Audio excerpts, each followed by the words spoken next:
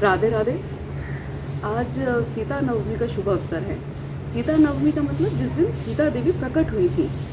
तो इस शुभ अवसर पर मैं आपके साथ श्री वाल्मीकि रामायण में वर्णित सीता जी के प्राकट्य की लीला आपके साथ शेयर करती हूँ।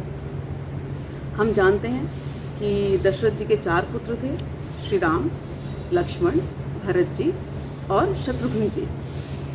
श्री रामचंद्र की प्राकट्य की लीला हम पहले ही आपके साथ अपने श्री राम नवमी वाले वीडियो में शेयर कर चुके हैं।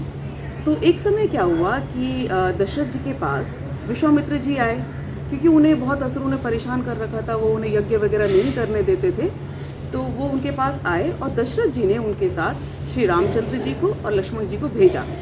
अब रामचंद्र जी जब विश्वामित्र जी के साथ गए तो वहाँ उन्होंने असुरों का वध किया।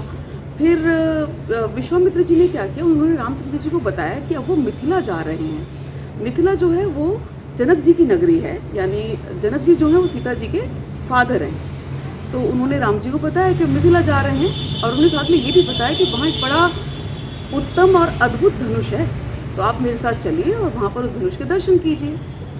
श्री राम और लक्ष्मण विश्वामित्र जी के साथ पहुँचे मिथिला। जब वो मिथिला पहुँचे तो जब जनक जी को पता चला कि विश्वामित्र ऋषि आए हैं, तो वे बड़ा प्रसन्न हुए और उन्होंने आकर विश्वामित्र जी का बड़ा स्वागत किया, उनका आदर सत्कार किया। फिर उन्होंने विश्वामित्र जी को श्री राम जी के साथ और लक्ष्मण जी के साथ अपने महल में इनवाइट किया।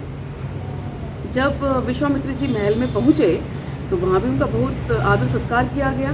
फिर विश्वामित्र जी ने जनक जी से कहा कि मेरे साथ जो ये दोनों राजकुमार हैं, जो दशरथ जी के पुत्र हैं दोनों, ये आपके उस उत्तम धनुष के दर्शन करना चाहते हैं।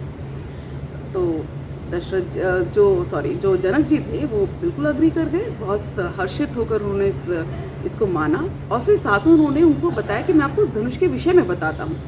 अब जनक जी ने उनको बताया कि जो ये धनुष है ये भगवान शंकर द्वारा दिया गया है और मेरे पूर्वजों के पास इसे धरोहर के रूप में रखा गया था और अब ये मेरे पास है। जनक जी ने ये भी बताया कि किस तरह से उन्हें अपनी कन्या सीता प्राप्त हुई। उन्होंने ये बताया कि जो मेरी ये कन्या है सीता, एक समय क्या हुआ कि मैं यज्ञ के लिए भूमि शोधन कर रहा था, यानी भूमि शोधन के लिए खेत में हल चला रहा था। भूमि शोधन होता है यानी भूमि की शुद्धि करना। तो जब वो उस खेत में हल चला रहे थे तो हल के अग्रभाग से भूमि से ये कन्या प्रकट हुई। यहाँ मैं आपको बता देती हूँ कि जो हल का अग्रभाग होता है उसे सीता कहा जाता है, और जो उस अग्रभाग से खेत के अंदर जो वो लाइन बन जाती है, फरोज बन जाती है, उन्हें भी सीता कहा जाता है। फिर जनक जी ने बताया कि क्योंकि मेरी ये कन्या सीता से प्रकट हुई इसलिए मैंने इसका नाम सीता रखा।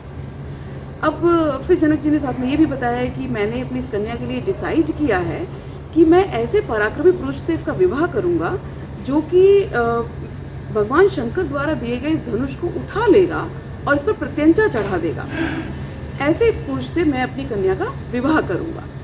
फिर हम ये जानते ही हैं कि किस तरह से श्री रामचंद्र जी और सीता जी का विवाह हुआ। तो हमें जनक जी के संवाद से पता चलता है कि सीता जी किस तरह से प्रकट हुई। तो ये थी श्री वाल्मीकि रामायण में वर्णित सीता जी की प्राकट्य की मनोहर लीला कथा। जय राधे।